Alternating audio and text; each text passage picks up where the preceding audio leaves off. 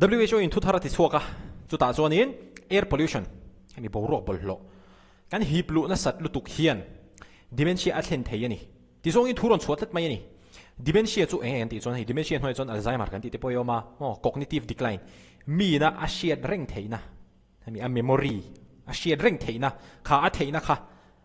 a hlo huna khanin te khanin dementia de haron chan Alzheimer te mo heng nat na te hi chu ti dam hlei thei po ni chi alowa loin ven chu thei ve a amaro chu tuinge nei don tuinge dementia nei don tuinge Alzheimer nei don a hriat lok chong lo ani hunin la hrilang nangpon keipon trong thu thelawa ha chu pathian thu heng hi dementia kan ti te po hi thil tam tak wanga lo om ve thei ania chu zinga chuanin WHO hianin air pollution hi atel ve ni aron ti ta ani he thile hi he video hianin kan ri kanga kan soi zau don ani tu ta kan soi tur zong hi WHO 2026 guidelines on risk reduction of cognitive decline and dementia kami guideline aron ti chua zul zuin kan soi don ani ti chuanin WHO in hemi guideline aron ti chua notification emo article aron ti chua tharbera athuken laimu bera chu long term exposure to air pollution is a modifiable risk factor for dementia aron ti ta ni he poimo khop mai long term exposure to air pollution ni ni khat tia boruak bawlhhlawh va hi blu vakha a chu hlom lo mai thei mo amaro chu kan hna te kan nun dan te kan ni tin khosak danina azir lo awanga a kum tam fe boruak bawlhhlawh tak tak boruak bawlhhlawh tak tak han ti khan hei mei khu te motor khu te in sakna khu tiang ang chi neu te po ani telve theiang abikin motor khu hi ana sale zurin karinga industry te hetiang vera tang khu ron chuak ang chi te po mo khang ang kum tam fe kan lo hiplu kha dementia natna aron om theina turata na risk factor tam tak zinga pakhat ani WHO hian in aron ti ta ani heta modifiable risk factor ati hi ngatinge modifiable ti thu hi aman kher kan ti chuan helaya modifiable ti thu hi aman kher na chan chu hemi air pollution boruak bawlhhlawh kan hiplu hi hengte hi chu thak dang lam thei ani kan nun dan kan thak emo mass vo in emo khang te khanin a thak dang lam ve thei chu wan sonin modifiable risk factor a hla om rolin a hla om overlow boruak bawlhhlawh tam tak te han lo hiblu to poni thei amaro chu tinan kongsira chome zuar ani lo po in khati ang chi motor khu hiblut na sa ang chi zonga na thok ang chi de kan ni phei kha chuan mask vo te po kha afin thak viau dona a chan chu khang dementia pollution wanga ron om thei kha a modify thei a ven thei ti da ani chu chuanin khang bawlhhlawh zinga khanin fine particulate matters kan ti ang chi te nitrogen dioxides te nitrogen oxides te carbon monoxide carbon monoxide te pe chu motor khu tanga chuak na sa ni mo heng teng te hi heng air pollution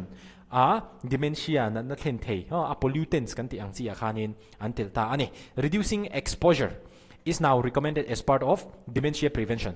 Dementia emo Alzheimer hemi cognitive decline anei thei na tur lo ven na atan chuan boruak bawlhhlawh hi blu tlem kha apoimawh WHO hianin aron ti ta ani ti chuanin fine particulate matter te chu engtenge kan ti chuan hei kan sam hi pakhathi lata ula khami in sam hlai zong ayalet som thuma te chung te chu fine particulate matter ani an te rem khop mai heng te hi an tit em awang hianin kan hara kan hibluta kan chuapa chuanin kan chuapa tangin kan thisena ti chuan kan thisena tang khanin direct emo indirect kan thuaka te po lo lu thei ani chuwang chuanin hemi fine particulate matters te hi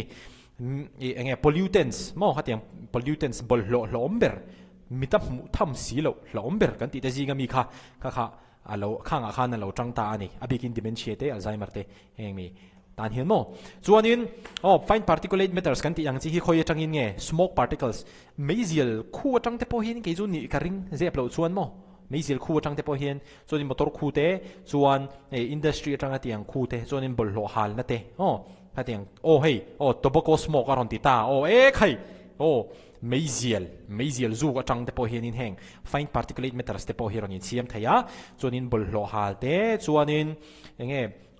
te thil hal hrim hi khang kha fine particulate matters ron pian chuana ani a hlawm rem hle MEIZIAL zu phei chu stroke dan hlawma heart attack te hlawma cancer tan lo ma hei dementia related Alzheimer related lo ni le tareng mai zial zuk chumo hlok na hi om lo ve khop mai chuanin soi to ang khan fine particulate matters te hianin kan chuap kal tang hianin kan thuak te po hi thleng ve thei ani kan thisen kan vein kal tang te hian mo kan thisen jam kal tang te hian hetiang ani chuanin khang fine particulate matters te kan thuak an lu vai phei chuan kan thuak timur cell te kha khang te kha a han ti che thei ani neurodegeneration a han thlen thei ani kan thuak nerve te neurons tam tak pawimawh lutuk khang kha a han ti che thei ani chu wang chuanin fine particulate matters lo pian chuana Mizo zinga chuanin a common don MEIZIAL zu khimo chuanin motor khu te thil hal te bawlhhlawh hal te heng te hi kan film khur angai don ti na ni chu chuan heng te hian in chronic brain inflammation hi thlen thei ani hei inflammation kan ti chu vu ni ta chronic chu engtik lai po om reng ani ta chronic heng te hi hlo me ma hei chronic brain inflammation kan ti te hi neuroinflammation kan ti te hi mo hei kan lo accident ai mo basketball football kan lo khel ta kan lo in pet chor ta avung mai ani kha chu mu thei amaro chu hetia zuk mita zuk mu thei si lo hian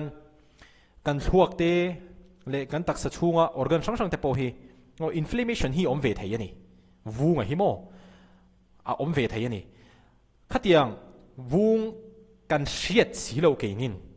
a om ti po kan hriat lo a kha rei tak chung khatianga lo om char kha chuan kan neurons te tan khanin a hrisel lo ma apoi ni chu chronic brain inflammation kha a thlen theya chuan he pawimawh le tuk oxidative stress he chu oxidative stress tak he chu cancer ne point relate veka immune system te ne point relate kol veka oxidative stress hi chuan heng bawlhhlawh te hianin kan taksa free radicals in siam chuak tur khana sa takin aron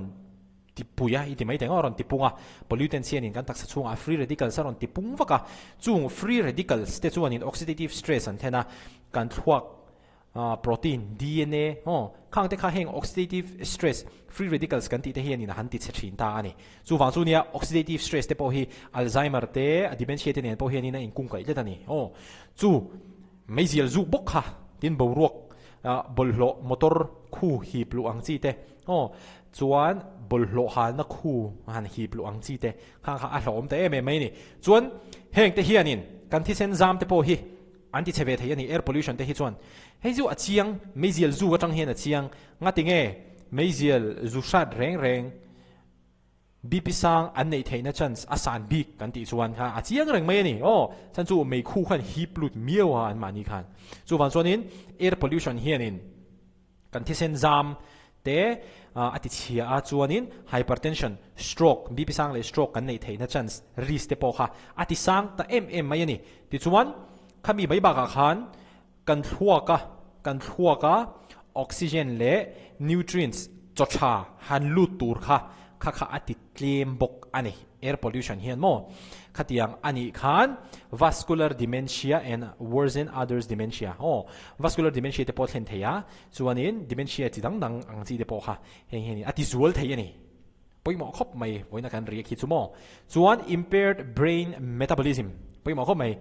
impaired brain metabolism. Air pollution may disrupt normal energy metabolism in brain cells. Neurons become less efficient and more vulnerable to degeneration over time. Kan huak ina na pangai taka ahan tholai te kha BORUAK bawlhhlawh te kan sam ai let som thuma te kan hiplu kan chuwa palut kan chuwa patanga kan thisen tanga hete thuka han lut khan kan huaka sel te pangai taka na an tholai te kha ahan ti boy ani khang an brain metabolism na tho kha ahan ti boy to ani chuanin kan thuak tan kha chuanin hrisel ngai na a om lo hrim kan riak chuak thadon hle mai hi apoimawa earlier dementia prevention strategies focus mainly on lifestyle factors ama dementia venna tips an chua te kha chuanin enge lifestyle akhanen in concentrate ngora amaro chu WHO ina kumin kum sang ni som ni paruga hetiang update aron siam ta ka hi chuan air pollution BORUAK bawlhhlawh kan hiplu hi kan ti tle mangai te mai ni mitam tak chuanin inin chunga air purifier in hung ti te po ka hria kha athareng lo hung reng ro apoi mi lo chuan this reflects growing evidence linked pollution polluted air chu cognitive decline and dementia poi mo lu tu kan ni soi to ang khanin MEIZIAL bok kha carbon monoxide te chuan fine particulate matters ron in siam chona ani bok kha poi mo lu tu kan ni MEIZIAL zu claim hi dementia kan nei tur ve na tan alo tang kai don ti na ni chu boruak bawlhhlawh hi claim sim sim kha dementia kan nei theina tur lowin ve na tan apoi mo khop mai reducing exposure to fine particulate matters and other air pollutants may have lower dementia risk. Clean air should be considered an important component of brain health. Boruak thiang nim hi plu hi kan thuak resel nan hianin alo tha em mani ti hi he video tang hianin izir chuakila ke ni pangaron react chuakani poi mo khop mai MEIZIAL zu thin te kha he wang hi dia be different, be unique, be exclusive, stay away from drugs, alcohol and tobacco kan ti na chan le khati zong khatun tumata na kan ri kan soi zau thei chu ni video le kanin mule thewanga in thian te mu atan no share thep don ani